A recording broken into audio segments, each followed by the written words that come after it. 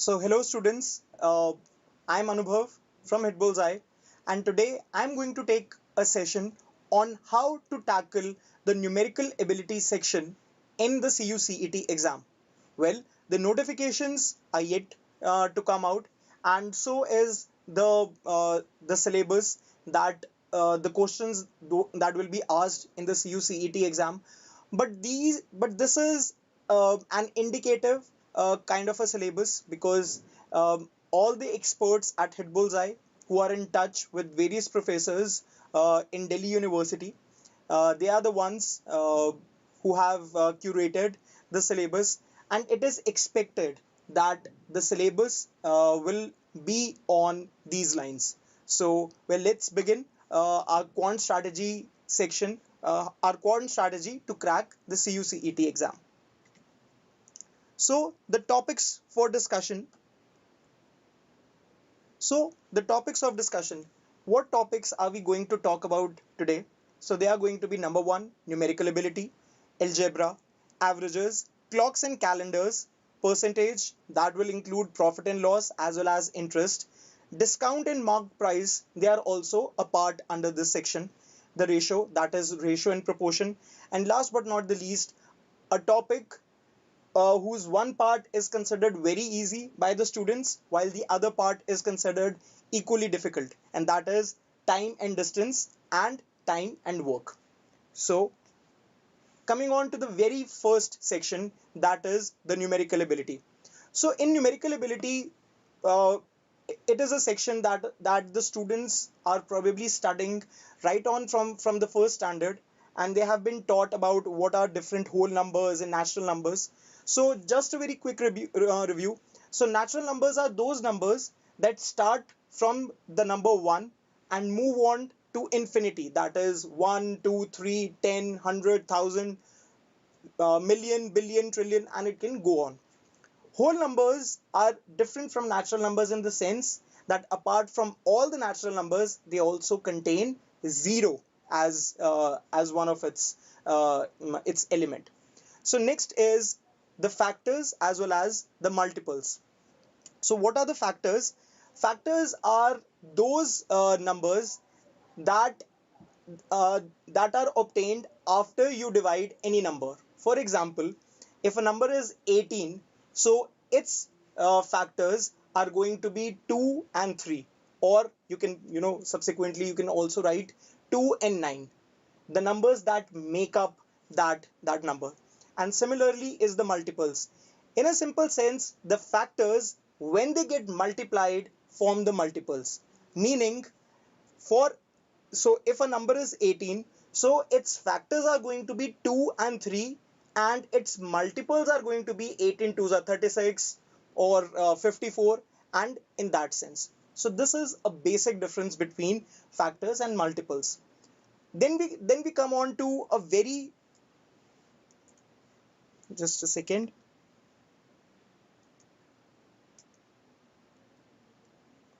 Then we come on to the fact prime numbers and composite numbers. So prime numbers are those numbers that have factors as digit 1 and the number itself. For example, 7. So the factors of 7 are 1 and 7. Similarly, factors of the number 23. So the factors are 1 and 23. So such numbers, they are called prime numbers. 2 is the only even prime number. You might have heard about it. Rest all the even numbers, they are divisible by 2. It is just 2 that is a prime number. The rest all have 2 as their as one of their factors. And composite numbers, of course, all those numbers who have more than 2 factors of 1 and the number itself. For example, 10, it has factors 2, 5, 10. 1, 4 factors. Similarly, 50, 21, so such kind. Many students, they get confused between odd numbers and prime numbers. Well, yes, most of the odd numbers, they are prime numbers, but not all the odd numbers are prime numbers. For example, number 21. For example, number 15. 3, 5, 1 and 15. But yes, all the prime numbers, they are odd numbers. I hope you understood the concept, because all the even numbers, they will have 2 as one of their factors. Moving on, the divisibility by 2 by all these numbers. So how can you check whether a number is divisible by 2? A number is divisible by 2 if it has, yes, I'm expecting an answer. If so, all the students who are currently listening to this session, please type how do you find whether a number is divisible by 2 or not. So how to find whether a number is divisible by 3? So the number is divisible by 3 if the sum is divisible by 3. For example, number 18, 1 and 8, it gives 9, meaning 9 is divisible by 3, so 18 is divisible by 3. Similarly, 45, it makes 9 in that sense. Number 4, how is a number divisible by 4? A number is considered to be divisible by 4 if the last two digits of that number are either double zeros or they are divisible by 4 itself. So for example, number 196. So since 96 is divisible by 4, so 196 will be divisible by 4. Number 5, the units digit must be 0 or 5. For number 6, units digit must be units digit must be either 2. The number should either be divisible by 2 or it should be divisible by 3. It should be divisible by both the numbers, only then it is considered as divisible by 6. Similarly, the rest of numbers, for 8, the last 3 digits should either be 0 or the last 3 digits should be divisible by 8. For the number 9, the sum of all the numbers that should be divisible by 9. For number 10, the units digit must be 0. And for 11, well, 11 has a very interesting thing that I am going to tell you. For number 121, whether number 121 is divisible by 11 or not. So you have to take the sum of digits in the units at odd places, and you have to find the difference of that with the numbers that are present at the even places, that is even as well as odd. You sum them and then take a difference. That is how you will find whether they are divisible by 11 or not. So either that answer should be 0 or the number should be divisible by 11. So in the case of 121, so 1 plus 1 is 2 and this number is 2. So 2 minus 2 is 0. Since the number is 0, 121 is divisible by 11. Similarly, let's take another example, 1, 3, 3, 1. So we have 1 and 3 is 4. 1 and 3 is 4. You subtract them, the number is 0, meaning 1331 is divisible by 11. You can take some more numbers, and if you will check, this is how you will find how most of the numbers, they are divisible by the numbers that I have given. So fractions, what are all the fractions that I've written? When any natural number is represented in the form a upon b, I'm saying natural a whole number such that you can take a natural number or a whole number in the sense where b is not equal to 0, that is, it will make that to infinity. Only in that case it is called a fraction. So what are a proper fraction? A proper fraction is a fraction where the numerator is lesser than the denominator. For example, 3 by 7. What is an improper fraction? When the numerator is greater than the denominator. Okay, so let's say 17 by 15, right? Similarly, moving ahead, mixed fraction. So a mixed fraction, like whenever we say I'm going to have a 2.5 portions of the pizza today. So that 2.5 is called a mixed fraction. So how do we write it into fractions? 2 into 2 is 4 plus 1 is 5. So it is in fact 5 by 2. So 2 complete portions and half of the last portion.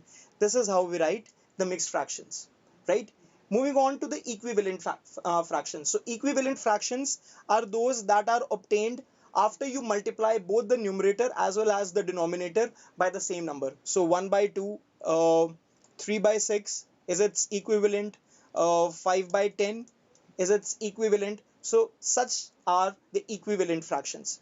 Like and unlike, whenever the denominator of a fraction of two or more fractions are equal or same, but the numerator is different, at that point of time we call it a like fraction. For example, 3 by 4 and suppose 1 by 4, both of them, they are like fractions. On the other hand, if the denominator is different but the numerator is same, in that sense it is called an unlike fraction. For example, we can say 5 by 7 or 5 by 8. So you can see that the numerator, it might be same, but the denominator, it is different. So in that sense it is an unlike fraction. Then we move on to cubes and squares. Well, whenever you multiply a number 3 times, it's called a cube, and whenever you multiply a number twice, I mean the same time, it is called square. It is a humble suggestion to all the viewers who are currently listening to me to kindly remember all the squares till the number 20 and to remember all the cubes till number 10. Why am I saying so? Because these are those numbers that will come on very handy to you. You would not have to find the squares and cube roots every time you will go and multiply. So this will be very helpful while you are solving the cube root questions or the square root questions. Last but not the least is the exponents. So exponents, whenever you raise a power, as in we can say that you have to multiply that digit that number of times. So when we say a cube, so it means raised to power 3. When we say 5, so this is raised to power 5, meaning 2 into 2 into 2. So that means it is an exponent. Correct? So now we will move on to the questions. 2 questions.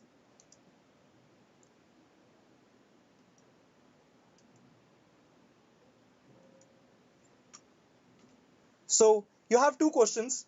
While I'm reading the question, I would expect all my young students to solve them side by side, because in the end, of course, I will be the one who is solving it.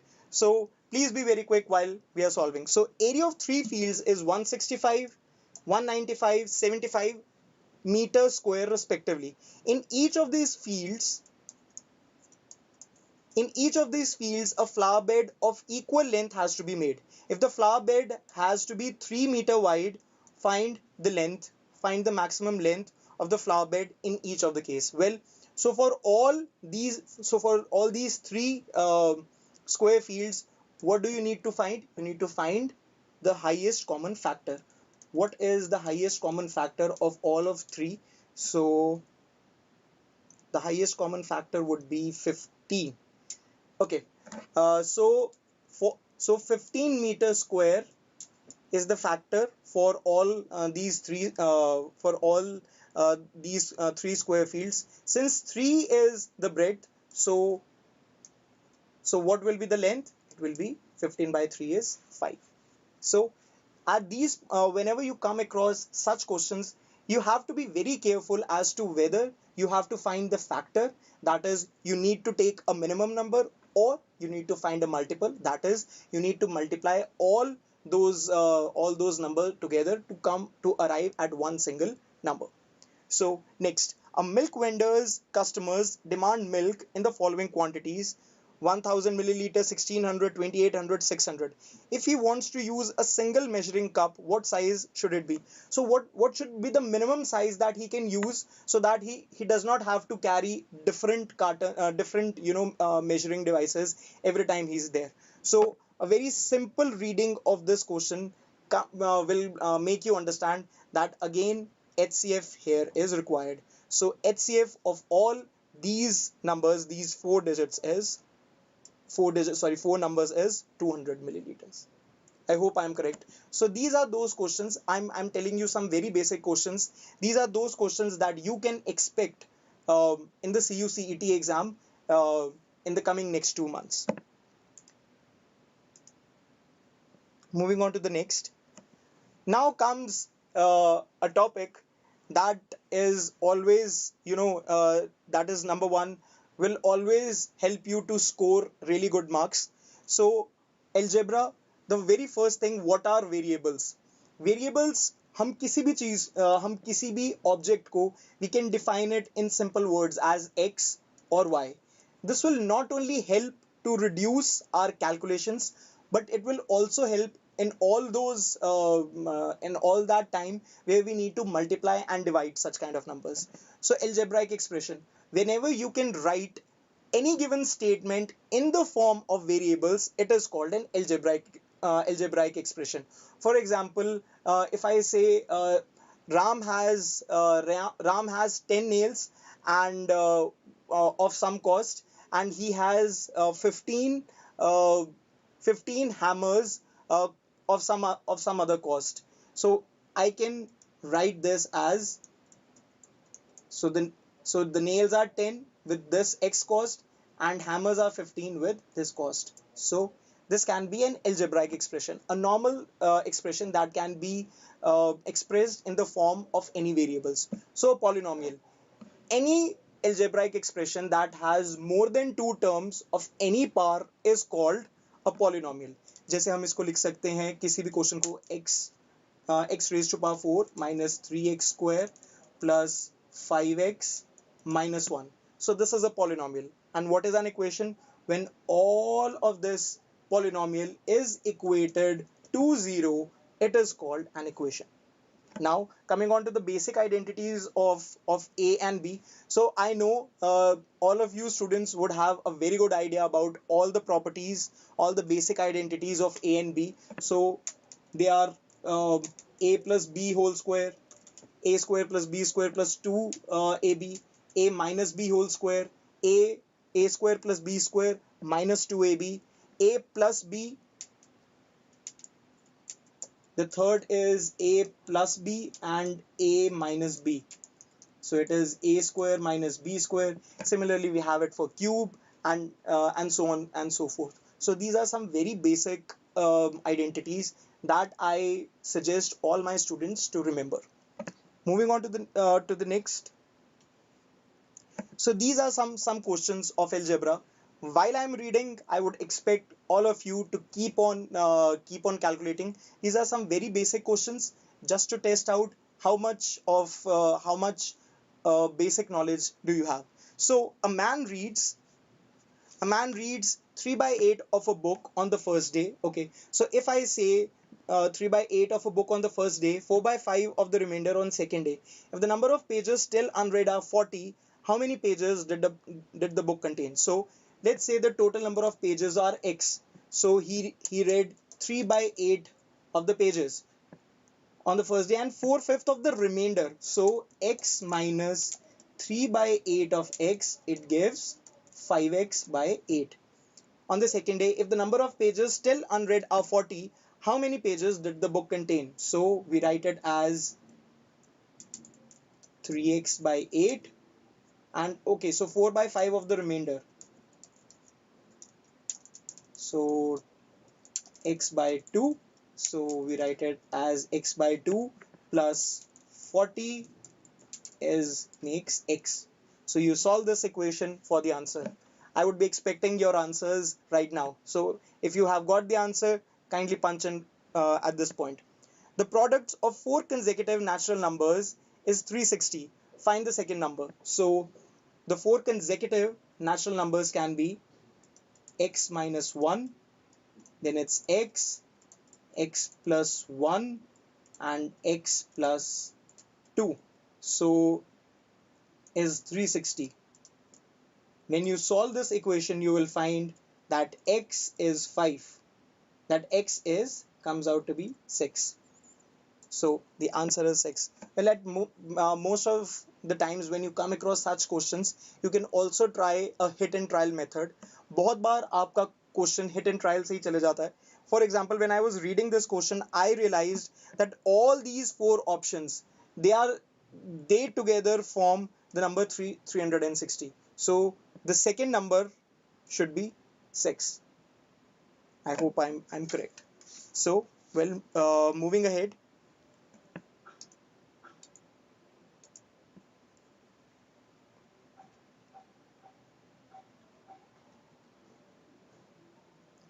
So next come is the topic of averages. So since there is just one formula that comes under the heading of averages, I haven't made some specialized slide for this. But for the averages, a very simple formula to find the averages is for the average total of that quantity by the number it contains. Meaning if there are 50 students in the class and each one of them, suppose student 1 has the weight 20, student 2 has the weight 25, 3 has the weight 22, 4 has the weight in that very similar fashion. So at that point you can use the total, the weight of all the students, you can add all the weight divided by the total number of students, that is 50. So that comes under the heading of averages. So now coming here, the average age of students of class of 44 students is 18. If the age of the teacher be included, then the average increases by 4 months. For 4 months, we can write it as 1 by 3. So 18, it increases by that. So find the age of the teacher. So it increases by age of, so at least it is,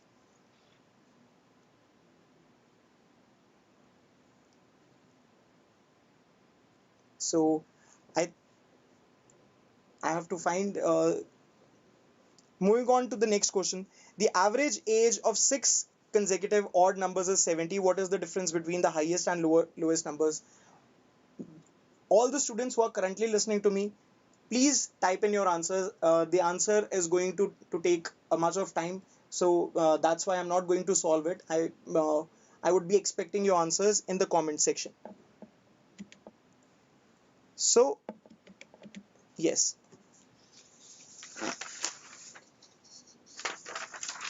So clocks and calendars. So many a time we can, a student, he can also expect a question regarding the clocks as well as calendars.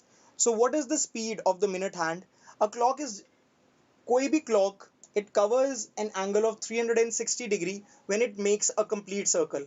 And since the minute, it is divided into 12 equal parts, so each part sweeps an area of 30 degrees. As the minute hand takes a complete round of 360 in 1 hour, its speed is 6 degrees per minute. Similarly, for the speed of the hour hand, an hour hand covers 360 degree in 12 hours. This implies that it covers 30 degree in 60 minutes. So the speed is half a degree per minute, and the relative speed comes out to be, you subtract both of them, 6 degrees minus zero point 0.5 degrees, it gives 5.5 degrees per minute. So now we have a question. So for the calendar, an ordinary year has a 365 days. When we divide it by 7, it gives an answer of 52. Meaning that it has, an ordinary year में 52 weeks and 1 extra day रहता है. And in the leap year, we have 366 days, that is 2 extra days. So whenever you are going to find the answers, always remember that 0 means Sunday, and the answer of 1 always means Monday, and so on and so forth. So clock is set right at 8 a.m. The clock gains 10 minutes in 24 hours. What will be the true time when the clock indicates 1 p.m. the next day? I'll wait for 10 seconds and then I'll do this question. Come on. Type in your answer so that I can know you are currently doing this question.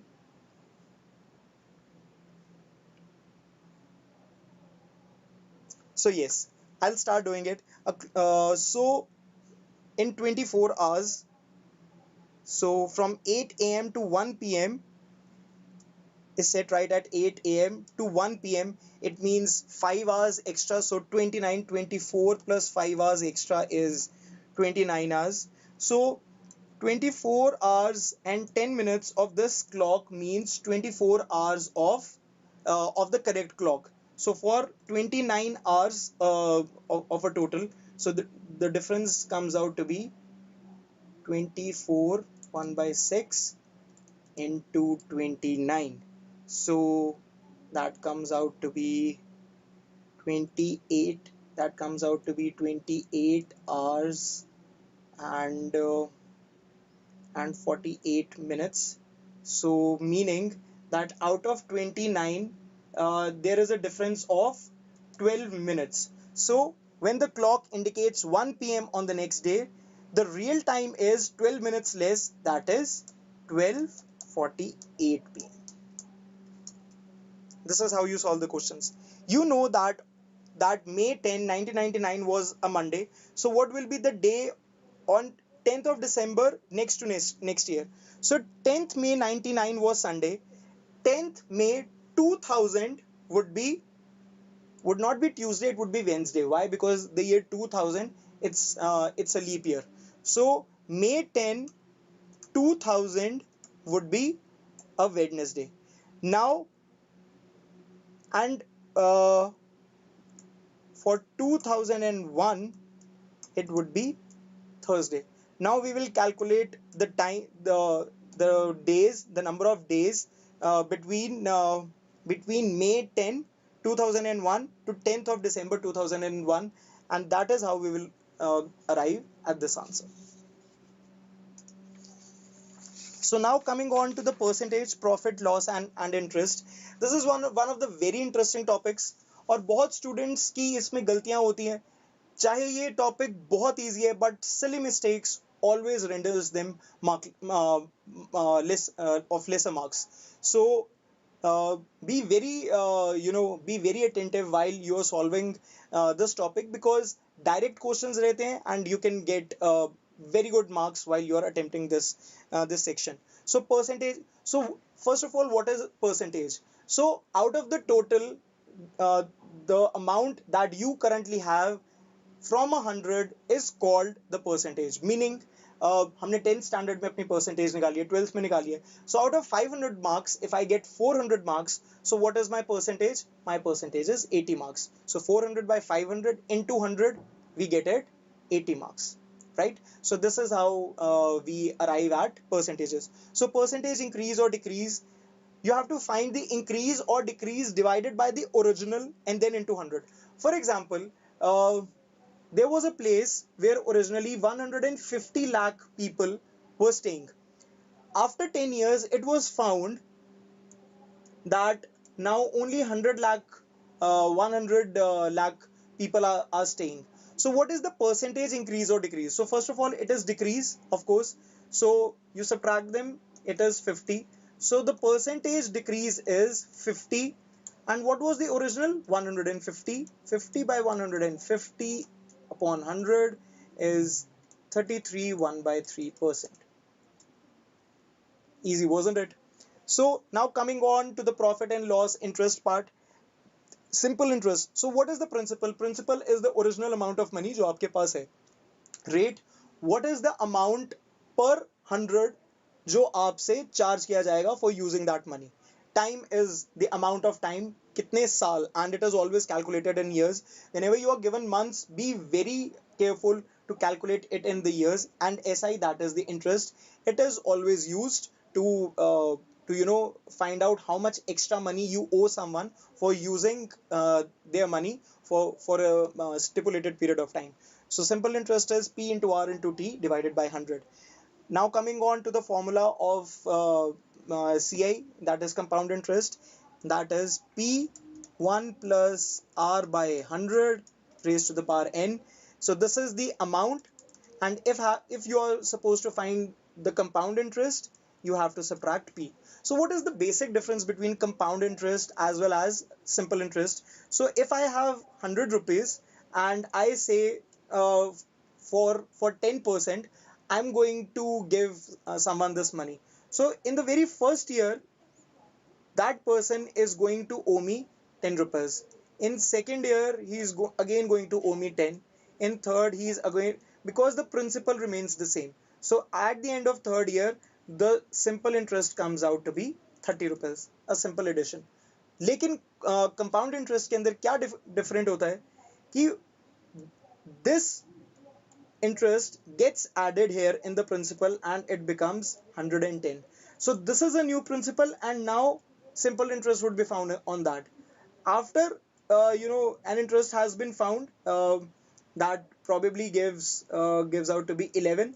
So उसको इस चीज के अंदर add करके it becomes 121. So इस तरीके से interest gets added up into the principal, new principal is arrived, and then interest is levied. So this is the difference between compound interest and simple interest. Coming on to profit and loss. So selling price, when selling price is more less and cost price is less, if I sell an object for 10 rupees और मैंने उसे खरीदा 8 रुपए का था, तो of course मेरा profit हुआ 2 रुपए का. And on the other hand, अगर मैंने कोई चीज 10 रुपए की खरीदी बट मार्केट में अभी डिमांड नहीं है और वो मुझे 5 रुपए की बेचनी पड़ रही है, तो ये मेरा लॉस है. I lose money by 5 rupees.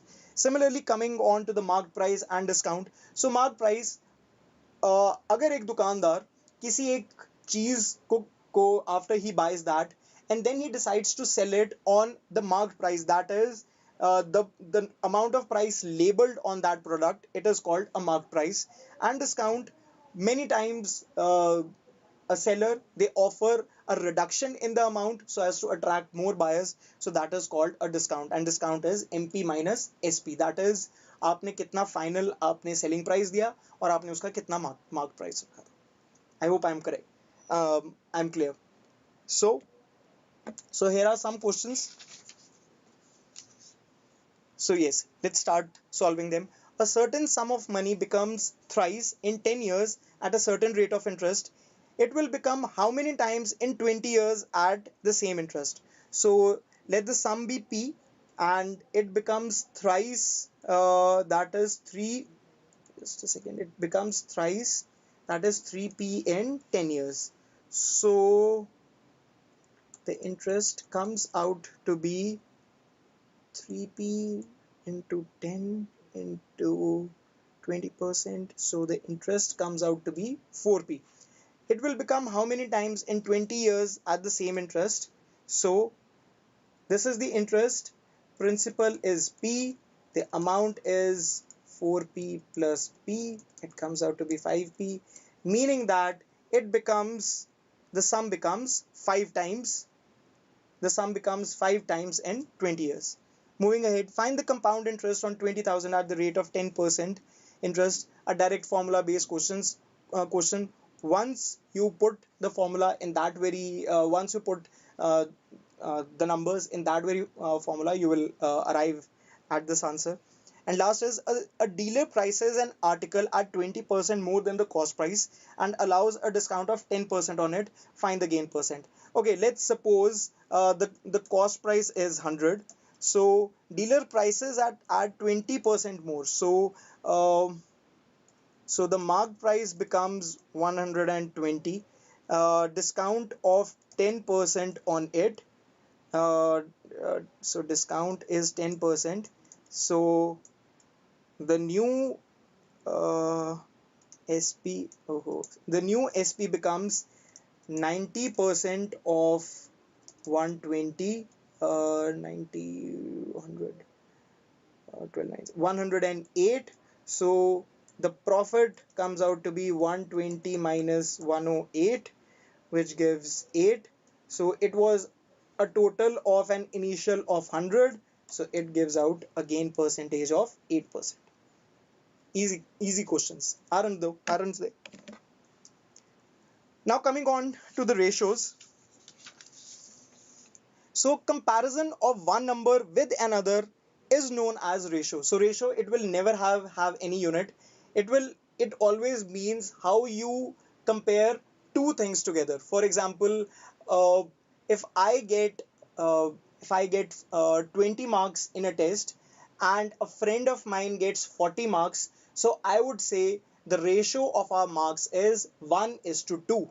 There are no units. That is, that person, he has got twice the number of marks that I have got. Similarly, this is one of a very important formulas that I think you must remember. That is why I found it and I wrote it here. So the formula of componendo and dividendo. If A by B is equal to C by D, many a times you have also algebra in such kind of questions, so you can apply it there. So using it can be used in this sense. rather than solving all the question right on from the beginning, you can apply this formula of componendo and dividendo. Variation. Next is the variation as an what we call the proportion, direct and inverse variation. So what is a direct variation? So if a person, when a person works for 10 days, he gets a salary of, let's say, 14,000 rupees. So when he works for 20 days, how much salary will he get? So for less days he gets less salary, and for more days he will get more salary. So this is a question of direct variation. So for 20 days he will get a salary of 28,000, isn't it? That is direct variation. And what is an inverse variation? So if 8 men are working and they finish a work in 10 days, how much work will 4 men finish? So when more men are there, the days are less. When men are less, the days will increase to be more. Isn't that? Because they have to put in more effort. So the number of days are 20. So this is an inverse variation, right? So now we have the questions. Please solve it while I'm speaking. So the salaries of Rajat and Suman are in the ratio 2:3. Okay, we write 2x plus 3x. If the salary, okay, if the salary of each is increased by 4,000, okay, the new ratio becomes 40/57. You can solve it to get the answer. So moving on to the next. A jar full of whiskey contains, let me wipe it out. A jar full of whiskey contains 40% alcohol. A part of whiskey is replaced by another containing 19% alcohol, and now the percentage of alcohol was found to be 26%. What is the quantity of whiskey replaced? So 19 and 26. So for solution 1, it's 19%, and the final just a second, and the final comes out to be 40%. The percentage that is required is 26%. Fine. So we subtract them. So 26 minus 19 is 26 is, so 26, and here it is 14. 26 minus 19 is 7, and 14 is here.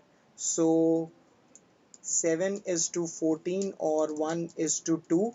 So that is the final quantity of the mixture, and what is required is the quantity of whiskey replaced. So out of the 3 parts, the replaced is 2.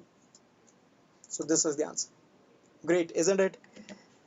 And now we move on to our final, last but not the least, that section that that teases a student a lot, because इसमें time and distance तो के questions student से बहुत easily solve हो जाते हैं, but work is something that that confuses the student, और बहुत बच्चे इस topic को हमेशा छोड़ जाते हैं, even though it is one of the easiest one. I'll tell you the technique today, this time. So the technique of chain rule is applicable in the case of work where 2 or more components are given. Similarly, then it is distance is equal to speed into time. You can arrive onto more and more formulas using that. So distance is speed into time, speed is distance by time, and similarly time is distance by speed. So when 2 objects, they are moving in the same direction, the relative speed is the difference. आपने बहुत बार ये notice किया होगा, when 2 trains are moving onto different tracks and they are moving at the same speed, तो आप जब भी उस ट्रेन के अंदर बैठे किसी भी एक ऑब्जेक्ट को या किसी एक पर्सन को देख रहे होगे, तो you would find कि that person is sitting stationary. Why? Because the relative speed of both these 2 trains is 0. Similarly, आप जब कभी ट्रेन में जा रहे हैं and you find कि सामने से ट्रेन आ रही है, and when it crosses, वो इतनी फास्ट निकलती है, हमें लगता है कि it is traveling at more than 200 kilometers per hour, jabki in reality the relative speed it gets added up. So that is something that you have to remember. Similarly, in the questions of upstream, the stream हमेशा जब भी कभी upstream और downstream के questions आपको दिए जाते हैं उसके अंदर दो आपको स्पीड्स दी जाती हैं, speed of the boat and speed of the stream. Always remember that the speed of the boat will always be greater than the speed of stream. तभी वो ऊपर जा पाएगी. So when the speed of the downstream, जब boat नीचे आ रही होगी उस टाइम पर speed of the boat and stream will be added because both are coming in the same direction. On the other hand, जब बोट को opposite direction में जाना है तो speed will be subtracted. So my final set of questions. If 80 men can do a piece of work in 10 days, working 6 hours a day, how many hours a day would 100 men have to work in order to do another piece of work twice as great in 12 days? So simply writing this thing down, how? So I write here men. So 80 men can do a piece of work, okay, can do a piece of work in 10 days. Just a second, let me write it again. 80 men can do a piece of work in 10 days, working 6 hours a day. How many hours a day would 100 men have to work in order to do another piece of work twice as great in 12 days? So we have to find this time. So how do we find this time? It is 6 into, so when men is less, so when the number of men will increase, the time will decrease. So since we have to go to a lower fraction, we do it in this sense, right? Similarly, when more days meaning less time, again you have to put it in this sense. On the other hand, more work would mean more time. So since it is more, we put it in this sense. So 6. So the answer is 8. This method is easy this way, isn't it? And last is, a boat takes 2.5 hours less to travel 100 km downstream than to travel 75 km upstream. Okay. If the speed of the current is 5 kilometers per hour, find the speed of boat in still water. So, speed. Let the speed of boat be x. When it is coming downstream, so this is the speed, and when it is going upstream, this is the speed. So now finding out, putting it into the formula. So since when it has to go upstream, the time would of course be more. So 75 by x minus 5 minus, it comes 100 kilometers downstream, and the time is 2.5 hours. So 25 by 10, it is 5 by 2. So you can now solve this equation to arrive at this answer. So these are all the topics. If you are looking for a personal, some topic that you find it to be very important and you want a help in, I would suggest you to please put it down in the comment section. Next time, whenever we are here, we will put a discussion on that topic. Till then, stay tuned and keep listening to us.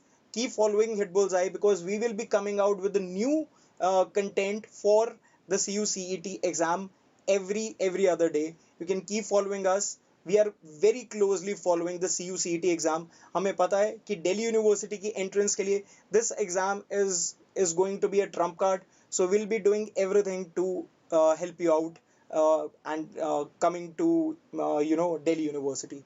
So till then, take care and keep following us. Goodbye.